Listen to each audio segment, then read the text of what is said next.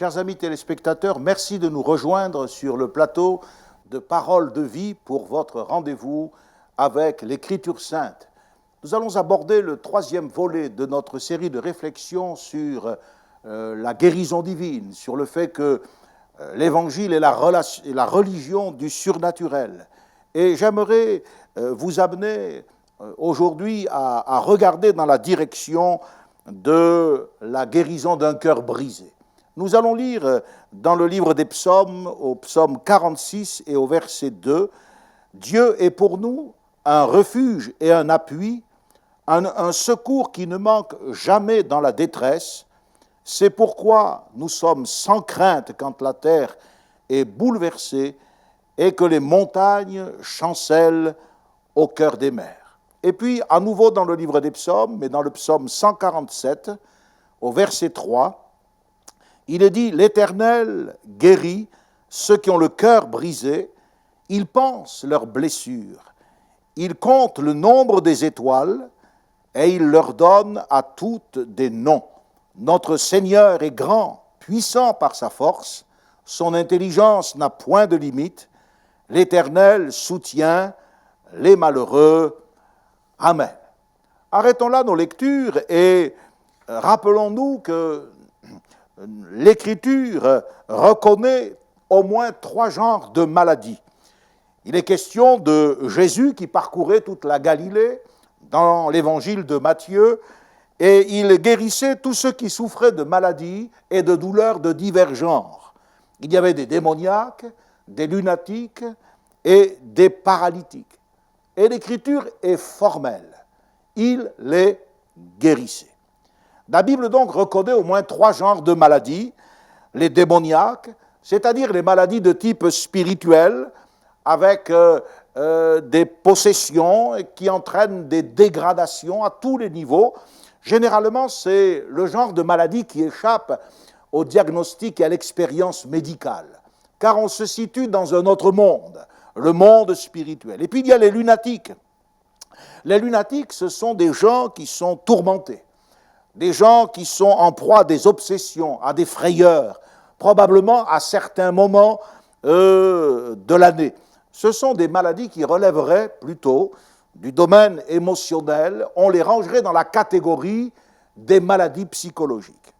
Et enfin, il y a les paralytiques. Ce sont des maladies de type fonctionnel, des maladies d'ordre physique. Or, la Bible dit que Jésus les guérissait. Nous n'allons pas revenir sur ce sujet, mais aujourd'hui, nous retiendrons le fait que Jésus intervient non seulement dans le domaine physique, la douleur qui s'attache à un corps malade, mais il intervient aussi dans le domaine moral, psychologique, émotionnel. Nous allons nous préoccuper de la guérison d'un cœur brisé. Je me souviens d'avoir parcouru le livre d'une femme qui avait subi une mammectomie. Toutes les femmes qui ont été amputées de cette manière dans leur féminité ont dû ressentir ce qu'elle avait ressenti. Et le titre de ce livre, c'était « D'abord on pleure ». D'abord on pleure. C'est vrai qu'un cœur meurtri va provoquer une douleur d'un genre particulier. C'est peut-être la douleur la plus atroce que le genre humain puisse connaître. Presque tous les maux ici-bas sont des maux d'ordre physique. Mais un cœur meurtri, un cœur brisé, doit supporter une souffrance qui est en même temps physique, morale et spirituelle. Quand on est blessé, vous savez, on l'est rarement qu'une seule fois. La plupart des gens qui ont un cœur brisé pourraient, si la pudeur ne les en empêchait, pourraient vous montrer plusieurs blessures. Mais j'aimerais vous dire une bonne nouvelle, c'est que Dieu ne permet pas à la douleur de détruire notre esprit. Et quand la douleur commence à se retourner contre nous, à gêner notre croissance, car on apprend beaucoup au travers de la souffrance, alors il intervient et il nous sort de ce combat pour un temps. C'est pour cela que nous avons lu que Dieu est pour nous un refuge et un appui, un secours qui se trouve toujours dans la détresse. Oui, Dieu est une force Littéralement, ce texte signifie « Dieu est un appui dans les tourments ». Il est facilement accessible. Et puis le psaume 147, évoquant la création et le monde des étoiles, nous dit que Dieu guérit ceux qui ont le cœur brisé et il pense leurs blessures. Il compte le nombre des étoiles et il leur donne à toutes des noms. Dieu semble nous dire, quand les événements vous brisent, quand les situations vous meurtrissent, regardez le ciel et contemplez les étoiles. Regardez ces myriades de points lumineux perdus à des millions d'années-lumière pour certaines. Elles vous semblent oubliées, elles vous semblent isolées, elles sont perdues dans le vide interstellaire. Cependant, Dieu est suffisamment près de chacune d'elles pour pouvoir les compter. Et la Bible nous dit que Dieu les compte et il leur attribue à toutes des noms. Elles sont non seulement précieuses à ses yeux, car on ne compte que ce qui a de la valeur, mais Dieu est capable de les nommer. Elles sont uniques. Chacune a un rôle à jouer dans l'univers. Eh bien, sans vouloir céder à un slogan, j'aimerais vous dire que vous aussi, vous êtes d'une certaine manière une étoile. Dans le firmament de l'humanité, vous êtes compté et vous avez de la valeur aux yeux de Dieu. Et vous êtes nommé. La Bible dit que Dieu dit, je te connais, je t'appelle par ton nom, tu es à moi. Nous avons une mission et nous avons également une destinée particulière. Voilà pourquoi je crois que ce message aujourd'hui peut aider quelqu'un à découvrir ce que Dieu peut faire dans une vie lorsque le cœur est brisé. Il guérit ceux qui ont le cœur brisé et il pense leurs blessures. Cette expérience cœur brisé est donc en rapport avec la situation tragique d'une âme qui est blessée au-dedans. Elle traduit les souffrances internes de l'âme. On peut être en bonne santé, on peut faire une bonne apparence. Combien d'artistes et combien de comiques célèbres se sont donné la mort et ont choqué l'opinion publique, car on pensait à tout sauf à cela. Ils étaient malheureux, leur âme était blessée. Pour guérir une âme blessée, il ne faut rien de moins que la manifestation du Saint-Esprit. Et c'est pour cela que Jésus a dit dans l'évangile de Luc, « L'Esprit du Seigneur est sur moi pour guérir ceux qui ont le cœur brisé. » Dans le psaume 23, David a pu dire, « L'Éternel est mon berger, je ne manquerai de rien, il restaure mon âme. » Jésus est celui qui apporte la restauration à l'âme blessée. Il la rétablit et il lui apporte la guérison. Il y a un texte particulièrement important dans l'épître de Pierre. Au chapitre 2, il nous est dit, « Bien-aimés, je vous exhorte comme étrangers et comme des voyageurs à vous abstenir des convoitises charnelles qui font la guerre à l'âme. » C'est un texte qui semble ne pas avoir de rapport avec notre sujet, la guérison d'un cœur brisé, et pourtant, Pierre nous dit quelque chose d'essentiel. Il dit que les désirs de la nature humaine, les convoitises charnelles, eh bien, ce sont de puissants ennemis. Ce sont des ennemis qui font la guerre à notre âme. Par la manifestation du péché, eh bien, Satan et ses convoitises chercheront à détruire nos émotions, nos pensées, remplir nos souvenirs de culpabilité. Combien de personnes vivent avec le fardeau d'un souvenir qui les écrase, leur âme est blessée par la souffrance. Moïse, un jour, a brisé les tables de pierre sur lesquelles Dieu avait écrit les 10 paroles, les 10 commandements. Et l'apôtre Paul nous dit que dans l'économie actuelle, la loi de Dieu est inscrite sur les tables de notre cœur, de notre conscience. C'est un rapprochement qui est intéressant. Parce que entre les tables brisées et les cœurs brisés, il y a quelque chose de significatif. Quand nous brisons la loi de Dieu, quand nous finissons par avoir un cœur brisé, quand nous transgressons les commandements relatifs à la convoitise sexuelle, lorsque nous transgressons les commandements relatifs au culte, tu ne rendras pas d'autre culte à un autre Dieu que moi, lorsque nous devenons idolâtres, lorsque nous vivons dans l'adultère, alors, en brisant les commandements de Dieu, nous brisons aussi notre cœur. Ce qui est dramatique, c'est que nous sommes rarement seuls à souffrir. Et d'autres vont nous accompagner dans cette souffrance involontairement, mais nos péchés n'atteignent-ils pas aussi d'autres individus que nous-mêmes, qui touchent à notre propre vie? C'est le cas des blessures qui sont infligées pour l'existence entière, aux enfants, par des parents dénaturés, l'injustice, les paroles méchantes, l'abus physique, l'abus émotionnel, vont engendrer des personnalités déstabilisées, des gens qui vont avoir une estime d'eux-mêmes médiocre, des gens qui vont vivre sous un nuage permanent de doute, d'insécurité. Leur personnalité aura été endommagée, leurs émotions auront été perturbées.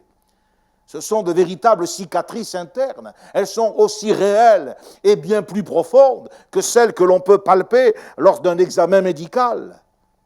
La conséquence du brisement de la loi de Dieu, eh bien, c'est celui du cœur. Briser la loi de Dieu engendre des blessures pour la vie envers nous et nos descendants.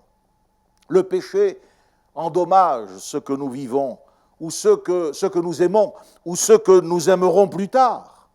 C'est ainsi que nos actes et nos réactions vont s'établir étroitement en liaison avec les émotions de notre cœur.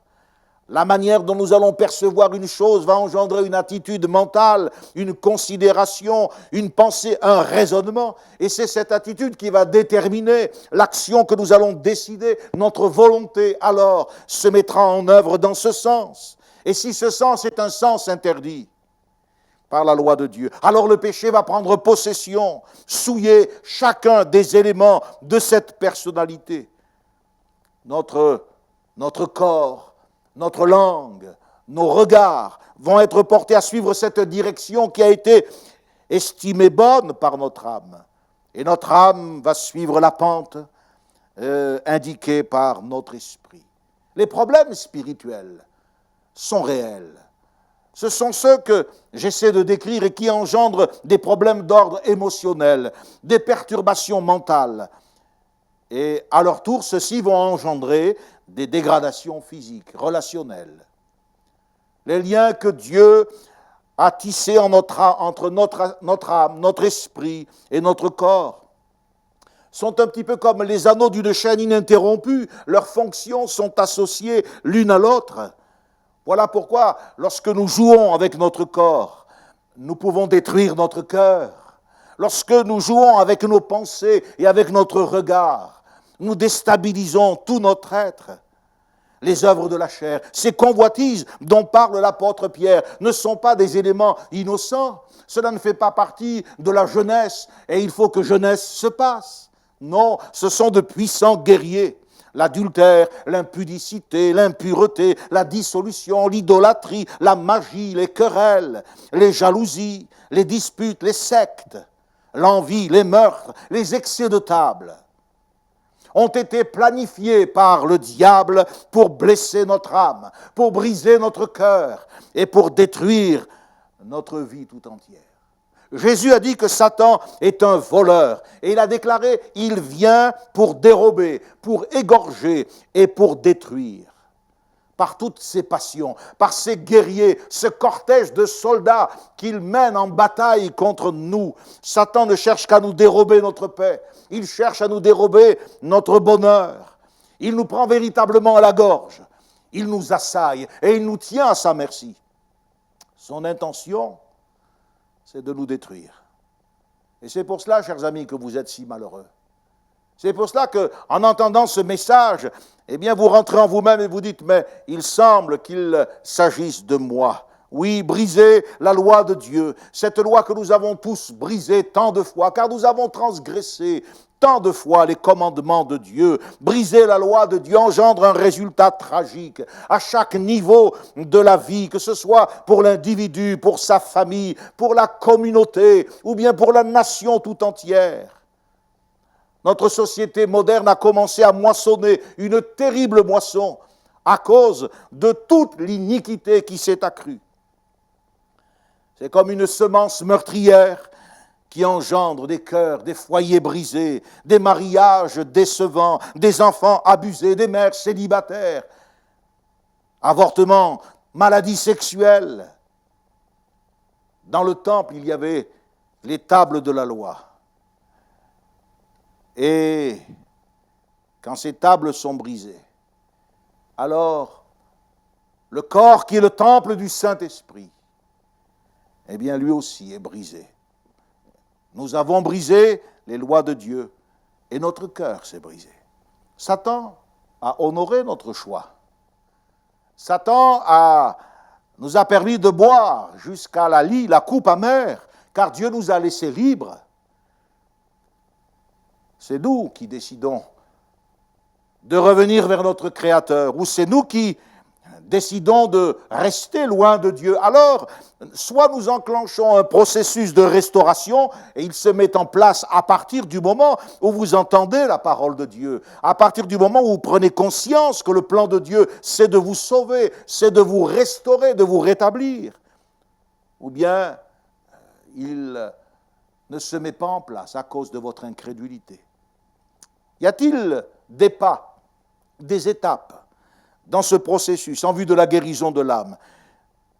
Je crois que ce que dit Jésus dans l'évangile de Matthieu est clair. Jésus dit dans Matthieu 11, versets 28 et 29, « Venez à moi, vous tous qui êtes fatigués et chargés, et je vous donnerai du repos. » Les trois premiers pas sont clairement indiqués. Le mot qui est traduit par « fatigué » dans ce texte de l'évangile est étymologiquement voisin d'un mot qui désigne le coup de marteau. Il désigne la fatigue morale. Il désigne non seulement l'abattement physique, mais également la fatigue morale qui résulterait d'un choc reçu. On employait ce mot déjà à l'époque de Jésus dans le sens de dépression. On désignait la lassitude, l'abattement, l'épuisement. Et ce mot qui est dans l'évangile de Matthieu au chapitre 11, vous le retrouvez dans Ésaïe. Ésaïe au chapitre 49, quand Dieu dit « c'est pour le vide, c'est pour le néant que j'ai consumé ma force ». Ou bien dans le psaume 90 au verset 10, il est dit « l'orgueil qu'ils en tirent n'est que peine et misère ». Voyez, peine, misère, vide, néant. C'est exactement la signification de ce mot qui engendre chez nous tant de détresse. Ça, c'est le péché qui est à l'origine de cette situation. Venez, vous qui êtes fatigués et chargés. Le mot signifie accabler. Il désigne, il évoque l'image de cette petite bête qui était si commune au Moyen-Orient, l'âne que l'on charge toujours trop lourdement, l'âne qui est injustement maltraité. Et Jésus, au travers de cette image, il a souvent dû voir ces petites bêtes chanceler sous la somme de leur fardeau. Jésus a compris que l'âme humaine était aussi chargée de cette manière. Le premier pas en vue de la guérison intérieure, c'est de venir à Jésus. Jésus nous invite. Ne consultons pas forcément quelqu'un d'autre, car Jésus a dit « venez à moi ». Le lourd fardeau de la culpabilité, ce lourd fardeau de la condamnation qui fait que notre vie n'a pas de sens. On a l'impression que nous vivons pour le vide, pour le néant, et qu'il y a quelque chose de désenchanté dans notre univers. Eh bien, tout ce qui nous écrase et nous mine, seul Jésus peut nous en guérir. Notre guérison intérieure commence par la délivrance de ce fardeau. Venir à Jésus pour être pardonné. C'est le premier pas. Si vous voulez voir une restauration dans votre vie, si vous voulez voir vos larmes être séchées, et si vous voulez connaître la restauration de votre cœur brisé, alors vous devez d'abord vous repentir. Car le pardon de nos péchés ne s'obtient pas par un ego te absolvo, une parole mystérieuse prononcée par un homme d'église.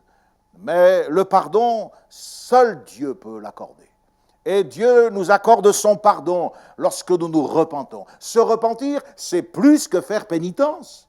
Se repentir, c'est non seulement reconnaître son péché, mais en souffrir tellement que l'on est arrivé à vouloir s'en débarrasser. Et comme on ne peut pas s'en débarrasser soi-même, car il vous colle à la peau, alors on demande à Dieu de faire ce miracle. Jésus dit, venez à moi, vous tous qui êtes fatigués et chargés. Avez-vous été lourdement chargés par l'existence? Avez-vous été frappés? Avez-vous reçu des coups répétés dans votre vie? Vous n'en pouvez plus. Jésus, c'est votre réponse. Jésus, c'est votre solution. Venez à lui, repentez-vous, laissez-le agir. Et puis Jésus dit, prenez mon joug sur vous. C'est-à-dire, acceptez de vous laisser diriger par moi. Le joug de Christ représente le contrôle de Jésus sur notre vie. Christ n'est pas seulement destiné à être notre sauveur, mais il veut également être notre Seigneur. Cela signifie que pour avoir une vie complètement restaurée, pour voir le miracle de la guérison intérieure, nous devons parvenir à une soumission totale de notre vie, de nos goûts, de nos intérêts, à l'égard du Seigneur et de sa parole. Et c'est ça qui va représenter une source de guérison complète pour notre existence. Nos plans, nos projets, nos intentions vont désormais être connectés à la direction de Christ. Jésus a dit, sans moi, vous ne pouvez rien faire. Combien de gens sont arrivés aux portes du désespoir, parce que leur situation professionnelle s'est dégradée, parce que les décisions qu'ils ont prises n'ont pas été les bonnes. Mais Jésus dit, sans moi, vous ne pouvez rien faire. Et c'est avec lui que désormais, lorsque nous acceptons de prendre son joug sur nous, c'est-à-dire de reconnaître sa souveraineté dans notre vie, c'est avec lui que nous allons construire une vie nouvelle. Satan avait déjà mis sur notre vie son joug par le péché. La chair veut également apposer son joug, celui d'une volonté personnelle absolue. Mais Christ nous propose le sien. Aucun de ces deux premiers jougs ne sont doux. Le joug du péché n'est pas un joug facile. Le joug de la chair, avec sa nature colérique et ses pulsions caractérielles, n'est pas non plus quelque chose de doux. Celui de Satan est douloureux, celui de la chair est violent, et tous les deux se conjuguent pour entraîner de multiples violences. Seul le joug de Christ est doux. Seul le joug de Christ est léger. Ce mot signifie qu'il est facile à porter. Il est commode. Le joug de Jésus n'est pas un fardeau supplémentaire, non, c'est une aide précieuse. Beaucoup de gens pensent que s'ils doivent s'engager à la manière des évangéliques par un contrat qui les livrerait absolument à Dieu, ils y perdraient beaucoup. Non, mes amis, vous y gagnerez au contraire. Le joug de Jésus n'est pas un fardeau supplémentaire, c'est une aide précieuse pour donner un sens à notre vie. Le joug, je ne sais pas si vous vous en souvenez, mais on nous a appris ça à l'école. Le joug a été une évolution capitale dans l'évolution de l'humanité, parce que par le moyen de cette pièce de bois, l'homme a pu canaliser les efforts de la bête sans la blesser. Il lui a donné l'occasion de faire une œuvre utile. C'est ainsi que la force du buffle ou bien la capacité d'autres animaux ont été mises au service du bien-être de l'homme et de la construction de sa vie.